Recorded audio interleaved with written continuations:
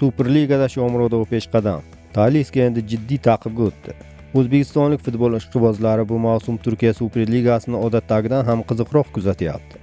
Sababi aniq. Eldor Shomurodov va Abbosbek Fayzullayev bir jamoada.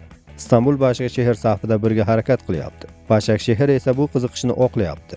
Yevropa kuboklariga yo'llanma beradigan o'rinlar uchun kurash qizg'in. Jamoa esa shakldan chiqmayapti. Nemis futbolida pishib yetilgan yosh murabbiy Nuriy Shahin qo'l ostidagi klub oxirgi 5 bahsning 4 tasida g'alaba qozondi. Yana bir o'yinda esa chempionlikka da'vogar Fenerbahçe bilan durang qayd etdi. Bunday seriya istanbulliklarni kuchli to'rtlik orzusiga ancha yaqinlashtirdi. Eng katta surpriz Romadan kelgan Eldor Shomurodov bo'ldi. U Superligada haqiqiy kashfiyotga aylandi. 17 turlik birinchi davrani 12 gol bilan yakunlab, to'purarlar ro'yxatida birinchi o'ringa chiqdi. Ikkinchi davraning ilk uchrashuvida ham u so'zini aytdi. Potex Karagumruk darvozasini ishg'ol qildi va hisobni 13 taga yetkazib, peshqadamlik maqomini yanada mustahkamladi. Lekin oltin butsa yo'l doim ham asfalt emas, ko'pincha shisha. Shu paytgacha Eldor to'purarlik poygasida asosan Trabzonspor hujumchisi Pol Onuachu bilan bellashib kelayotgan edi. Nigeriyalik legioner Afrika musobaqasiga ketgani sabab so'nggi o'yinlarda qatnashmadi va uning ko'rsatkichi o'zgarmay qoldi. Ammo intriga shu yerda boshlandi.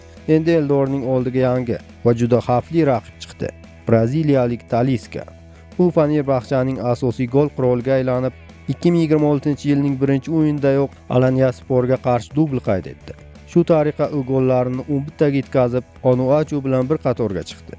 Shomurodovga muxlislik qilayotganlar uchun xavotirli jihat ham shu. Taliska birdaniga yog'ib ketdi. Oxirgi 3 ta o'yinda 5 marta turni qaqshatdi.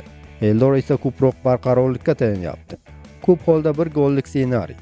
Bu yomon emas, lekin to'purarlik poygasida ba'zan bir gol seni saqlab qoladi.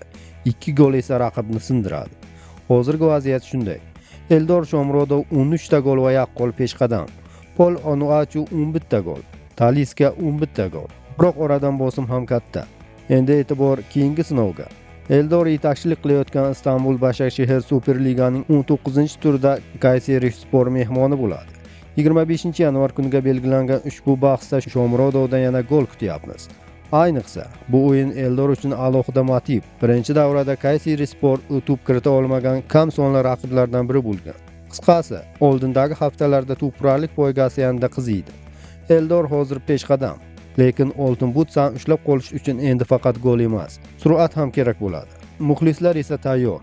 Har tur yakkama-yakka duet, har gol alohida bayram.